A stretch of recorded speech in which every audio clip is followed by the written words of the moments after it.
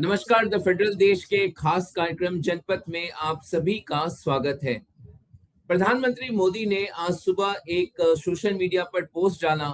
उन्होंने कहा कि जितने भी पेपर लीक के मामले हैं और जो लोग भी इसमें पकड़े जा रहे हैं, उनके खिलाफ कानूनी कार्रवाई सख्त से सख्त की जाएगी। किसी दोषी को बख्शा नहीं जाएगा और इसके लिए उन्होंने फास्ट ट्रैक कोर्ट बनाने की बात कही है। तो एक तरफ जंतर मंतर पर जहां छात्रों की मांग है कि धर्मेंद्र प्रधान इस्तीफा दें, पेपर लीक को लेकर वो लगातार आवाज उठा रहे हैं, वहीं प्रधानमंत्री ने कहा है कि फास्ट ट्रैक बोर्ड जो कोर्ट है उसका गठन किया जाएगा।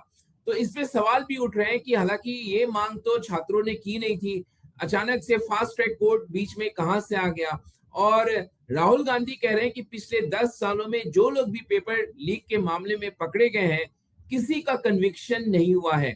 और क्या इसके जरिए ही छात्रों के आंदोलन को जो है छात्रों को समझाया जा सकता है। आज हम इसी पे चर्चा करेंगे।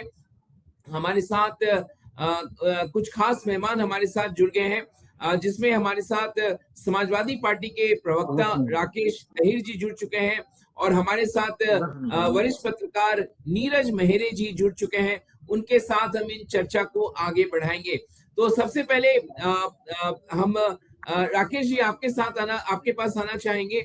जिस तरीके से प्रधानमंत्री ने सोशल मीडिया पोस्ट एक किया, कहा कि फास्ट ट्रैक कोर्ट का गठन किया जाएगा, लेकिन आपको ध्यान होगा कि कल ही राहुल गांधी ने एक प्रेस कॉन्फ्रेंस किया था और उसमें उन्होंने कहा कि पिछले 10 सालों में पेपर लीक मामले में जो भी आरोपी पकड़े गए, किसी का कन्विक्शन नहीं हुआ है। मैं आपके दर्शकों को और आपके चैनल पे सभी पैनलिस्टों को मैं नमस्कार करता हूं। आप जानते होंगे कि 6 जून से जब से बीजेपी की प्रोटेस्ट शुरू हुआ जंतर मंतर पे, तब से आज प्रधानमंत्री जी नींद से जागे। प्रधानमंत्री जी शायद भूल गए कि ये देश में 152 पेपर लीक हुए 10 सालों में और अभी तक किसी मजबूत एक भी व्यक्ति पे कार्रवाई नहीं की। 900 से ज्यादा पाठ्यक्रम बंद कर दिए गए। नीति आयोग की रिपोर्ट कहती है कि हर प्रतिदिन 25 स्कूल बंद हो रहे हैं देश में। और नीति आयोग की रिपोर्ट खासकर उत्तर प्रदेश में कह रही है कि 10,000 ऐसे स्कूल हैं जहां मात्र एक शिक्षक है। तो लगातार जब से ये सत्ता में आए हैं तब से लगातार अगर सबसे ज्यादा अगर बर्बाद कोई सेक्टर हुआ है तो वो शिक्षा विभाग है। और शिक्षा विभाग लगातार बर्बाद हो रहा है। पेपर लीक तो हो भी रहा है। जो पेपर हुआ उसमें कहीं आरक्षण की गड़बड़ी है तो कहीं वो कोर्ट की गड़बड़ी है। आप सोचिए 69,000 जो शिक्षक भर्ती था, वो शिक्षक भर्ती में 700 दिन तक जो है छात्र शिक्षकों ने आंदोलन किया इको गार्डन में। मगर ये सरकार जरा भी जू नहीं रहेगा। इस सरकार को डबल बेंच का आदेश भी लाए, फिर भी ये सरकार जरा भी उन लोगों के प्रति संवेदना नहीं व्यक्त किया, थोड़ी भी मानवीय संवेदना को नहीं दिखाया कि हम इनके प्रति समर्थक हैं। रही बात भारतीय जनता पार्टी और प्रधानमंत्री जी का ट्वीट, तो प्रधानमंत्री जी का ट्वीट वही है कि जो छात्र मांग नहीं कर रहे हैं वो छात्र का फास्ट ट्रैक की बात कर रहे हैं। आप सोचिए कि ये छोटे मछली को बचा के जेल भेज के बड़ी मछली को बचाने का काम किया जा रहा है और वही प्रधानमंत्री जी करे। प्रधानमंत्री जी तो नौजवानों को अपील करना चाहिए, नौजवानों की बात को सुनना चाहिए, क्योंकि दुनिया में सबसे नौजवान देश हमारा है। और आज नौजवान सड़क पे खड़ा होके अपनी बात सुनने के लिए प्रधानमंत्री को अपील कर रहा है। प्रधानमंत्री का कोई जिम्मेदार पर्सन अभी तक आया नहीं। ये मन की बात तो करते हैं प्रधानमंत्री जी, मगर जब छात्र नौजवान अपनी मन की बात उनसे सुनाने की बात करते हैं तब वो सुनते नहीं। आप सोचिए, नारी बंधन की बात करते हैं और किस तरीके से बेटियों की कपड़ा फाड़े है, किस तरीके से प्लेट गन का इस्तेमाल किया जाता है जो आतंकवादियों पे इस्तेमाल किया जाता है, इलेक्ट्रिक डंडे का इस्तेमाल जो आतंकवादियों को किया जाता है वो हमारे छात्र नौजवानों को किया गया। ये बहुत दुर्भाग्यपूर्ण है। इसका समाजवादी पार्टी निंदा कर रही है और पुरजोर निंदा करेगी जब तक छात्र हित का बात न हो और सरकार जो है प्रधानमंत्री धर्मेंद्र प्रधान जी का इस्तीफा न कर पाए। बिल्कुल। नीरज मेहरे जी के पास हम चलते हैं। नीरज जी, आपने प्रधानमंत्री का पोस्ट देखा होगा जिसमें वो कह रहे हैं कि फास्ट ट्रैक कोर्ट का गठन करेंगे और सख्त से सख्त सजा जो है दिया जाए, इसे सुनिश्चित किया जाएगा। लेकिन छात्रों की मांग में ये कहीं से मांग शामिल नहीं थी। अचानक से फास्ट ट्रैक कोर्ट तो निर्भया कांड के भी बाद बना, लेकिन इस देश में जो रेप के जो आरोपी होते हैं उनको सही समय पे सजा नहीं मिल पाती, लंबे समय तक ये मामले चल रहे होते हैं।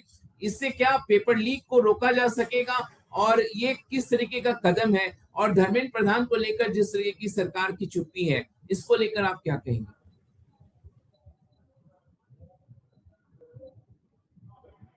देखिए, महत्वपूर्ण बात यह है कि जो छात्र धरने पे बैठे हैं या अपना प्रोटेस्ट कर रहे थे, उनकी मांग क्या थी? उनसे सरकार की नैतिक जिम्मेदारी थी पहले उनसे संवाद करनी। लेकिन सरकार चूंकि संवाद में विश्वास नहीं रखती है, हमको लगता है, इसीलिए उस मामले पे उन्होंने विवाद खड़ा कर दिया। आप देखिए, देश का दुर्भाग्य कि बच्चों को इस तरह नहीं मारा गया। किस तरह मारा गया? षड्यंत्र समझिए आप, घेर के मारना जिसको कहते हैं। गांव की देहात की भाषा में अगर सीधी बात करते हैं तो घेर के मारा गया। दिल्ली पुलिस उनको प्रोटेस्ट करने की अनुमति देती है, वही दिल्ली पुलिस हाई कोर्ट और न्यायालय के हवाला देते हुए सोनम वांगचुक को ले जाती है। उसके बाद वहां लाठीचार्ज होता है। क्या इस तरह की चीजें ठीक थी? निश्चित रूप से उन्होंने कोई ऐसी बड़ी चीज नहीं मांगी थी। हिंदुस्तान के इतिहास में ऐसा कभी नहीं हुआ कि 12 साल में आप 152 पेपर लीक कर दिए, 60 करोड़ से अधिक बच्चों का भविष्य खराब कर लिए।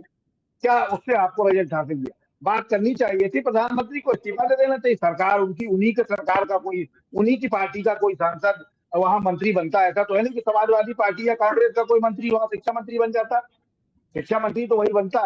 लेकिन जिस तरह की चीजें हुई हैं, निश्चित रूप से निंदनीय है। जिस तरह से बर्बरता वहां पुलिस ने दिखाई है, बेटियों के कपड़े फाड़े जा रहे थे, लोग जो आ रहे थे, उनकी उनकी तमाम चीजें जो की जा रही थी, सरकार बिल्कुल भी संवेदनशील नहीं थी।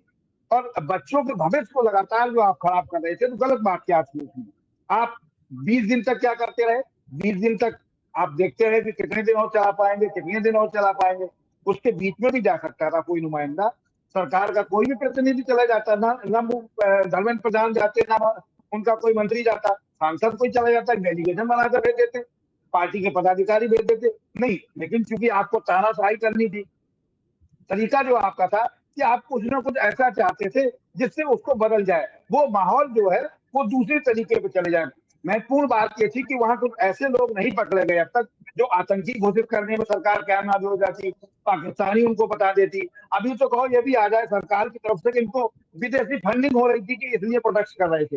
लेकिन सरकार इस चीज को कतई मानने को तैयार नहीं है कि हाँ, हमसे पेपर लीक हुआ और हमसे गलती हुई। सरकार की पहली जिम्मेदारी ये थी कि बात करके इस मामले को। अब कोर्ट में क्या होगा? धर्मेंद्र प्रधान का आप इस्तीफा दिला नहीं पा रहे, कोर्ट में जाके फास्ट ट्रैक कोर्ट बनाएंगे, आप वहां न्याय मिलेगा। अरे पहले चिन्हित तो करिए ना किन्होंने पेपर लीक किया है। धर्मेंद्र प्रधान के पास ऐसी कौन सी चाबी है जिससे प्रधानमंत्री डर रहे हैं, जिससे सरकार पूरी डर रही है? क्यों नहीं इस्तीफा दिलाते हैं? इस्तीफा दें, बात सामने आ जाएगी। लेकिन धर्मेंद्र प्रधान का इस्तीफा नहीं होगा। बाकी हम बहुत अच्छी अदालतें बना दी, फास्ट ट्रैक सुनवाई होगी, तुरंत न्याय मिलेगा। 15 दिन 20 दिन बाद प्रधानमंत्री को ट्वीट करने का हाल आती है, उससे पहले नहीं कर सकते थे। क्योंकि जिस देश का युवा हर देश का भविष्य होता है, और मुझे लगता है कि सरकार 7 करोड़ बच्चों का अब तक भविष्य खराब कर चुकी है। इस तरह की बात नहीं होनी चाहिए। सड़क से संसद तक कहीं भी चले जाइए, पूरे देश में प्रदर्शन हुआ है, कई अन्य राज्यों में भी प्रदर्शन हुआ है दिल्ली के अलावा। तो मुझे लगता है कि सरकार को गंभीरता से देखना चाहिए और इस समस्या को जितनी जल्दी हो, विपक्ष जब तक मुद्दा बनाए, उससे पहले सरकार चाहती तो निस्तारण कर सकती थी। लेकिन सरकार को इसको निस्तारण नहीं करना था, विपक्ष को यहाँ इन्वॉल्व कराना था जिससे इसका माहौल बदल जाए। अब वो राजनीतिकरण हो जाएगा। तमाम ऐसी बातें भी आ रही लगातार, जो भारतीय जनता पार्टी के बड़े नेता और छोटे नेता भी कह रहे हैं कि वो अब उसका राजनीतिकरण हो रहा। क्या ये बच्चे किसी राजनीतिक दल के झंडे के नीचे बैठे थे? अनशन पर नहीं बैठे थे, तो कहां से राजनीति? अब राजनीति आप चाहते हैं तो आपने उसको राजनीति में मोड़ दिया। जी बिल्कुल सही बात है। कोई राजनीतिक, पहले तो राजनीतिक दल के नेता वहां पहुंच भी नहीं रहे थे, लेकिन अब जबकि जिस तरीके की घटना और दिल्ली पुलिस के द्वारा बर्बरता देखी गई, तो उसके बाद एक संवेदना छात्रों के प्रति। लेकिन राकेश जी, एक प्रमुख सवाल ये उठता है कि जिस तरीके से मांग की जा रही है संसद में चर्चा को लेकर, सरकार की तरफ से आप लोग जिस नियम के तहत चर्चा की मांग कर रहे हैं, जिससे सरकार को एक जिम्मेदार ठहराया जा सके, एडजर्नमेंट मोशन, स्थगन प्रस्ताव, राज्यसभा में भी वही बात है, लेकिन सरकार चर्चा को लेकर, सरकार कह रही है कि हम चर्चा के लिए तैयार हैं। आप लोग चर्चा क्यों नहीं कर रहे हैं? आप लोग भी चर्चा से क्यों भाग रहे हैं? दरअसल चर्चा तब सार्थक होगा कि जब शिक्षा मंत्री इस्तीफा दें। ये सरकार लगातार जब से सत्ता में आई है 14 से, तब से झूठ पे झूठ बोली जा रही है। आप जान रहे होंगे कि जिम्मेदार मंत्री, रक्षा मंत्री राजनाथ सिंह जिम्मेदार व्यक्ति भारतीय जनता पार्टी के और देश के, जब वो ऑपरेशन सिंदूर में उसी संसद में झूठ बोल सकते हैं कि हमारे कोई जवान शहीद नहीं हुए, और आप और पूरा देश जिस दिन जाना कि हमारे 6 जवान शहीद हुए, पूरा देश बहुत शर्मिंदा हुआ कि अपने जवानों की शहादत नहीं मना पाए। तो ये वो पार्टी के लोग हैं जो झूठ पे झूठ बोलते हैं। आप सोचिए कि इतने दिन हो गए, आखिरकार सरकार धर्मेंद्र प्रधान को क्यों बचाना चाहती है? आखिरकार धर्मेंद्र प्रधान ऐसी कौन सी राज जानते हैं कि जो हटाने पे भारतीय जनता पार्टी की पोल खुल जाएगी? अगर शिक्षा मंत्री नाकाम है तो इस देश का कानून, देश का लोकतांत्रिक व्यवस्था मूल्य ये कहता है कि उससे उसका पदभार छीन लेना चाहिए। और यही लोग, जब यूपीए की सरकार थी तो 400 रुपए के सिलेंडर जब पड़े थे, तो यही लोग 400 रुपए के सिलेंडर लेके धरना प्रदर्शन पे बैठे थे। और हमारा मानना है कि ये जंतर मंतर से आए थे अन्ना हजारे के आंदोलन के बाद, और आज ये जंतर मंतर से ही जाने की इनकी तैयारी। और ये पूरा देश मन बना चुका है, क्योंकि पूरा किसान, मजदूर, नौजवान जितने भी व्यक्ति हैं सब पीड़ित हैं। कोई छात्र ही नहीं पीड़ित है, पूरा किसान पीड़ित है। इन्होंने आज दुगनी करने की बात कही, किसी भी सोसाइटी पे खाद नहीं मिल रहा। और नौजवानों का ये हक है कि नौजवान जब उनको स्कूल कॉलेज जाने के समय है तो वो सड़क पे धरना दे रहे हैं, वो इनकी लाठियों का सामना कर रहे हैं। तो ऐसे में सरकार इनकी जाने वाली है और ये जंतर मंतर से ही जाएंगे, ये बात वो उनको भी पता होगी। आप सोचिए कि सकारात्मक चर्चा तब मानी जाती कि अब तक पूर्व में जितने भी संसद में चर्चा इन्होंने किया उसका फीडबैक देश को क्या मिला। इन्होंने कहा था कि देश के नौजवानों को 2 करोड़ नौकरी देंगे, इन्होंने सारी नौकरियां खत्म कर दी। जितने सबसे ज्यादा रेलवे में नौकरियां मिलती थी, आज रेलवे की विज्ञप्ति 10 सालों में नहीं आई एक भी। तो एक भी भर्ती प्रक्रिया बिना कोर्ट भी अब तक पूरा नहीं हुआ। तो नौजवान अब इनकी भाषा में, इनके सफेद झूठ पे वो नहीं विश्वास कर रहा, क्योंकि इन्होंने अपना विश्वास खो दिया। और सब जानते हैं कि इन पे अगर हम विश्वास करेंगे तो ये सदन तो चला लेंगे और सदन में झूठा वादा कर लेंगे, उसके बाद वो एक भी कार्रवाई ऐसा नहीं करेंगे जिससे जो है छात्र हित हो। तो इसीलिए उन पे विश्वास नहीं है। और आप सोचिए कि ये विश्वास दिलाने की कोशिश कर रहे हैं। हम कह रहे हैं कि जेपी नड्डा क्यों नहीं मिलने जा रहे हैं, जाए, क्यों कमेटी बुला रहे हैं और कमेटी को क्या आश्वासन दे रहे हैं? कमेटी को आश्वासन, जो कमेटी की पहली मांग है, दूसरी तीसरी मांग है, उस पे एक भी काम नहीं कर रहे हैं। ये तो स्वस्थ अगर राजनीति करते हैं या लोकतंत्र में विश्वास करते, संविधान में विश्वास करते, तो ये धर्मेंद्र प्रधान का इस्तीफा लेते और उसके बाद विपक्ष को कहते कि विपक्ष आए और एक स्वस्थ संवाद हो, जिससे पूरे दुनिया में एक संदेश जाए कि हम नौजवानों के भविष्य की बेहतरी के लिए हमने शिक्षा मंत्री का इस्तीफा लिया। आप सोचिए कि जापान कितना आगे है। अभी हम खबर देख रहे थे, जापान मात्र एक बच्ची को स्कूल भेजने के लिए वो ट्रेन चला रहा। सोचिए, कल्पना करिए, एक बच्ची की आने जाने के लिए वो पूरी ट्रेन जापान चला रहा। और हमारे यहाँ 60 करोड़ से ज्यादा बच्चे सड़क पे हैं, अपना भविष्य बचाने के लिए संघर्ष कर रहे हैं। कितनी दुर्भाग्यपूर्ण बात है ये बहुत दुर्भाग्यपूर्ण। राकेश जी, एक सवाल का और जवाब आप दीजिएगा, फिर हम नीरज जी के पास जाएंगे। मायावती बसपा सुप्रीमो का आज एक पोस्ट आया और आपने भी देखा होगा, बिल्कुल। उन्होंने कहा कि आप लोग छात्रों के नाम पे, राहुल गांधी, अखिलेश यादव राजनीति कर रहे हैं, छात्रों के कंधे पे सवार होके आप इस तरीके से राजनीति को अंजाम दे रहे हैं। इस पे आपकी प्रतिक्रिया लेना चाहेंगे? देखिए, मायावती जी बहुत सीनियर देश के नेता हैं और हम लोगों के आदमी हैं, उनका सम्मान करते हैं। खासकर उनको इस तरीके का प्रहार नहीं करना चाहिए था। अगर उनको प्रहार करना चाहिए था तो सत्ता पक्ष से सवाल, ये सवाल पूछने का दायित्व है सत्ता पक्ष से। कांग्रेस या सपा या अन्य जितने भी दल हैं वो सत्ता में है नहीं, उनकी नैतिक जिम्मेदारी नहीं। तो जिम्मेदारी मायावती जी का बनता है कि प्रधानमंत्री जी से सवाल पूछते तो शायद जो छात्र, नौजवान वो देखते तो उनके प्रति एक भावना होती कि वो आज हमारे आंदोलन और हमारे मांग के साथ वो स्टैंड ले रही है और उनकी पार्टी खड़ी मजबूती से। बिल्कुल। नीरज जी, आपसे मेरा सवाल होगा, आपको याद होगा 2012 में जिस तरीके से, और 2011-12 कॉमनवेल्थ के गेम्स, अन्ना हजारे का मूवमेंट, वो सारा जो यूपीए 2 के खिलाफ जो करप्शन के जो चार्जेस लगे थे, और उसके बाद जो माहौल बना, तो दिल्ली में जो 15 साल से शीला दीक्षित जिस प्रकार से शासन कर रही थी, उनकी कुर्सी चली गई, जबकि दिल्ली में उनके शासन को आज भी याद किया जाता है। लेकिन जिस प्रकार से पेपर लीक का मुद्दा मैंने देखा, वाराणसी में, प्रयागराज में, लखनऊ से अब छात्र सड़कों पे उतर आए हैं। क्या इस छात्र आंदोलन की आंच जो है अगले साल होने वाले यूपी विधानसभा चुनाव, और देहरादून से भी विजुअल जिस तरीके से आ रहे हैं, कल परसों सचिवालय को घेर लिया गया, क्या इसकी आंच इन राज्यों में नजर आएगी? देखिए, निश्चित रूप से ये आंदोलन जो है छात्रों का आंदोलन है और अपने हक की बात कर रहे हैं। और इससे पहले जो किसान आंदोलन भी हुआ था, उसमें भी सरकार को अंततोगत्वा बाद में बैकफुट पे जाना ही पड़ा। दूसरी बड़ी बात यह है कि देश जब से आजाद हुआ है आज तक, तो कोई भी लोकतांत्रिक देश ऐसा नहीं है, हमारे देश के अलावा भी, जहां नेता विरोधी दल कभी भी प्रधानमंत्री के आवास पे धरने पे बैठा हो। ये पहली बार हिंदुस्तान के इतिहास में हुआ है।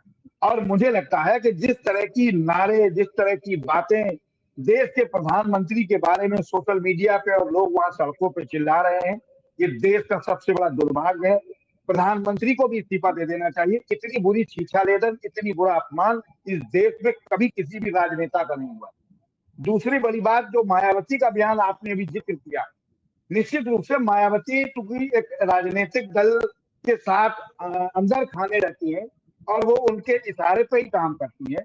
लेकिन महत्वपूर्ण बात यह है कि जिस तरह की बात उन्होंने कही कि समाजवादी पार्टी या कांग्रेस उस पर राजनीति कर रही है, राजनीति करने का अवसर किसने प्रदान किया?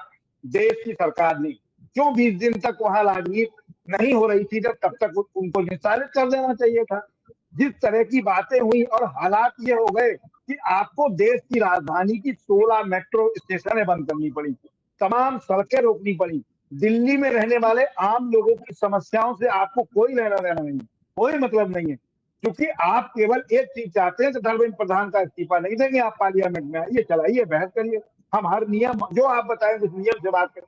लेकिन नियम की बात बाद में होगी। पहली चीज छात्रों की मांग यही थी, वही मांग विपक्ष दोहरा रहा है कि धर्मेंद्र प्रधान का इस्तीफा हो और आप सरकार चलाइए, हमें कोई आपत्ति नहीं है। आप फास्ट ट्रैक कोर्ट बनाइए और जांच चलाइए, बुलडोजर चलाइए, तमाम चीजें आपके पास हैं जो संवैधानिक चीजें, उनका इस्तेमाल करिए, लेकिन पहले इस्तीफा हो। तो निश्चित रूप से मुझे लगता है कि ये मांग बिल्कुल जायज है, क्योंकि एक नहीं, दो नहीं, तीन नहीं, और जब से देश आजाद हुआ तब से इतने पेपर कभी लीक नहीं हुए जितने 12 साल में हो गए। और उसमें भी एक बड़ी बात हम आपको बता दें कि पूरे देश में पेपर लीक के मामले में प्रथम स्थान उत्तर प्रदेश पा पाया है। प्रथम स्थान उत्तर प्रदेश का है। उत्तर प्रदेश सबसे बड़ा राज्य है देश का, और सबसे ज्यादा पेपर लीक में भी प्रथम स्थान उत्तर प्रदेश में आया है, वो भी इसी भारतीय जनता पार्टी की सरकार में। इससे पहले कभी प्रदेश प्रथम स्थान पर नहीं आया। तो मुझे लगता है इन सब चीजों को देखना चाहिए। चाहे चंदा चोरी वाले मामले पे आप बात करिए, तो वहां भी आस्था लोगों की, 120 करोड़ हिंदुओं की आस्था पे आपने डकैती कराई, और पहला बयान क्या आया चंपत राय जी का कि यहाँ कुछ नहीं हुआ, सब ठीक है। और लोगों को ही बयान आए लगातार। उसके बाद जब FIR हुई, SIT हो गई, अब कोर्ट उसमें दूसरी SIT बना के भेजा। तो कहीं ना कहीं आप किस चीज को छुपाना क्यों चाहते हैं?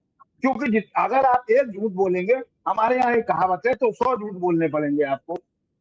तो भारतीय जनता पार्टी 100 झूठ बोलने को तैयार है, लेकिन एक सच बताने को तैयार नहीं है। मुझे लगता है कि देश का दुर्भाग्य, इस तरह की क्या बातें, इस तरह की चीजें नहीं होनी चाहिए।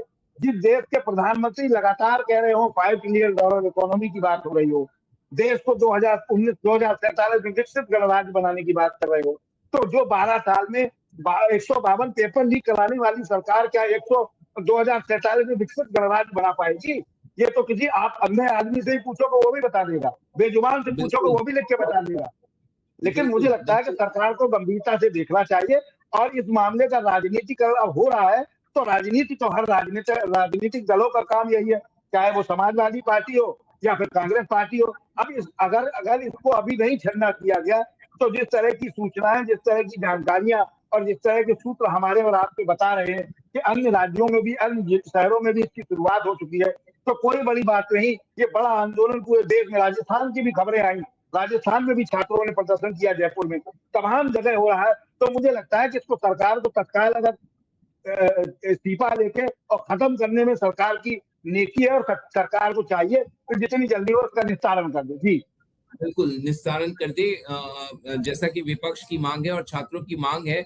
और हम आपसे इसलिए बीच में रोक रहे हैं क्योंकि नेटवर्क का हमारी ऑफिस जहां पर है वहां पे लगता है बहुत ज्यादा दिक्कतें आ रही है हमें। दिल्ली पुलिस इस इलाके में थोड़ा सा नेटवर्क को रोकी हुई है।